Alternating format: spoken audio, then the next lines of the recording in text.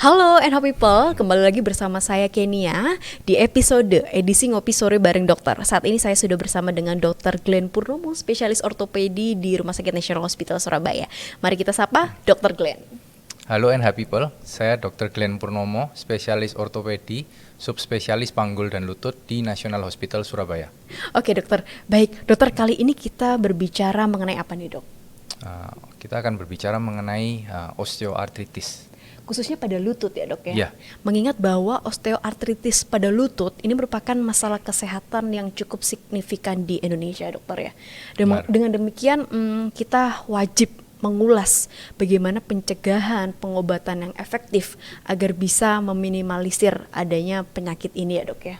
Ya, betul. Baik dokter, mengenai osteoartritis khususnya lutut nih dok, banyak masyarakat awam ini yang masih belum mengerti bahwa memang osteoartritis pada lutut ini hanya bisa disembuhkan dengan tindakan operasi.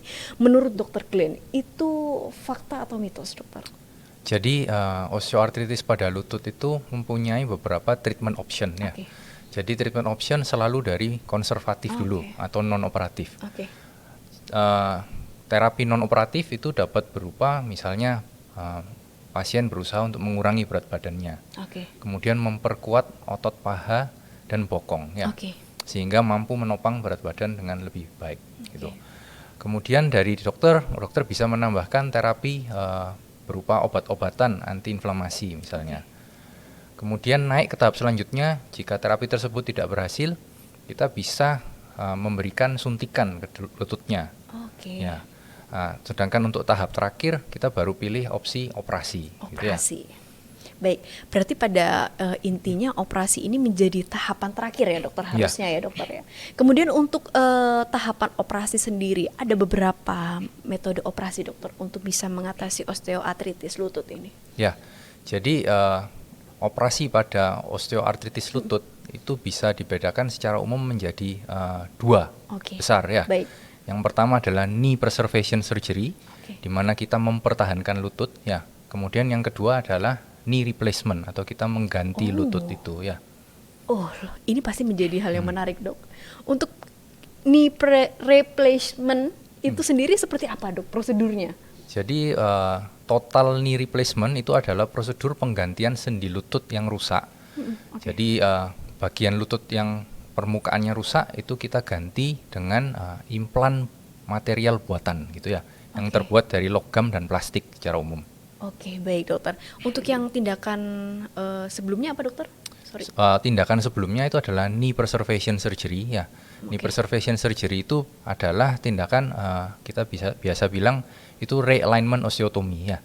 Jadi realignment osteotomy itu adalah prosedur di mana kita mengembalikan sumbu kaki ke keadaan yang lebih netral, di mana sehingga beban yang berlebihan pada salah satu kompartemen lutut itu kita pindahkan ke sisi kompartemen yang sehat, gitu ya. Baik. Kemudian untuk yang ketiga itu kita ada partial knee replacement atau penggantian lutut sebagian ya. Partial knee replacement ini berada di tengah. Ada yang menggolongkan ini termasuk ke dalam knee preservation surgery, ada juga yang menggolongkan ini ke knee replacement gitu ya. Jadi pada partial knee replacement kita hanya mengganti permukaan lutut yang rusak saja. Jadi kita tidak mengganti keseluruhannya, tapi kita hanya mengganti di salah satu kompartemen yang rusak, yaitu biasanya di sisi bagian dalam lutut. Kalau berarti ada 3 ya dok ya? Ya. Itu termasuk tahapan atau suatu pilihan dok? Pada orang yang muda ya, pada pasien usia muda di mana kerusakannya belum berat, kita akan menganjurkan realignment osteotomy tadi.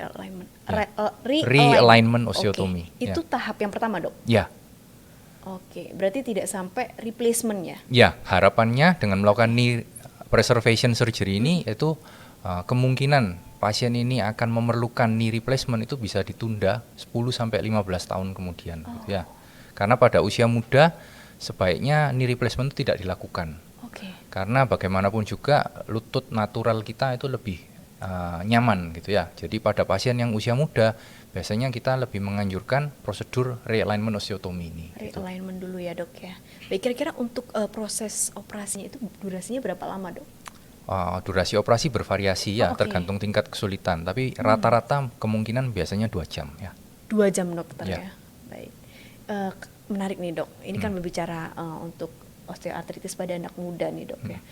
Upaya yang tepat agar tidak sampai knee realignment itu apa yang bisa dilakukan oleh anak muda dok? Jadi ada beberapa faktor resiko yang meningkatkan kemungkinan terjadinya osteoartritis pada lutut ini ya.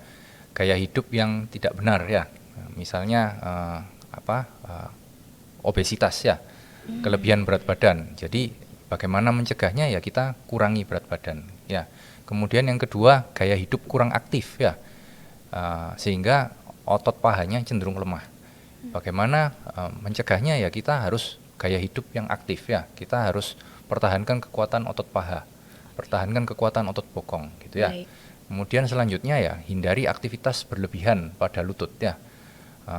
Aktivitas-aktivitas tertentu yang membebani lutut berlebihan ya, dan meningkatkan resiko cedera pada lutut biasanya adalah olahraga ya.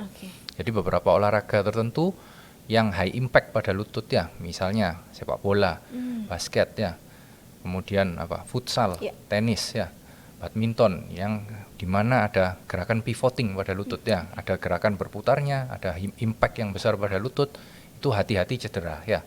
Jadi kita jangan sampai cedera, karena ada riwayat cedera pada lutut ini meningkatkan risiko terjadinya osteoartritis pada lutut.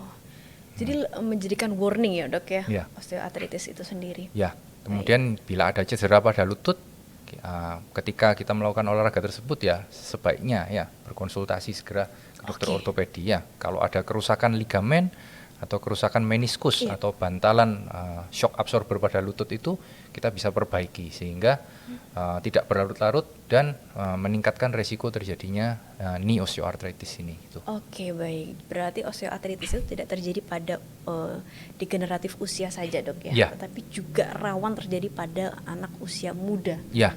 Oke, baik. Kalau di National Hospital sendiri sudah banyak dok pasien-pasien anak muda yang sekiranya datang untuk berobat?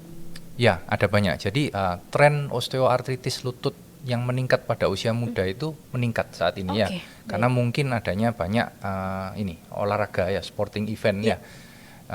Jadi ini meningkatkan tren knee osteoartritis pada usia yang lebih muda. Oke, dokter. Berarti sebenarnya justru osteoartritis ini tidak boleh membuat takut anak muda untuk berolahraga ya dokter ya, karena semua ada solusinya dok. Ya, betul. Benar dokter ya. Kalau dokter Glenn Purnomo sendiri aktif praktek di National Hospital pada hari apa aja dok?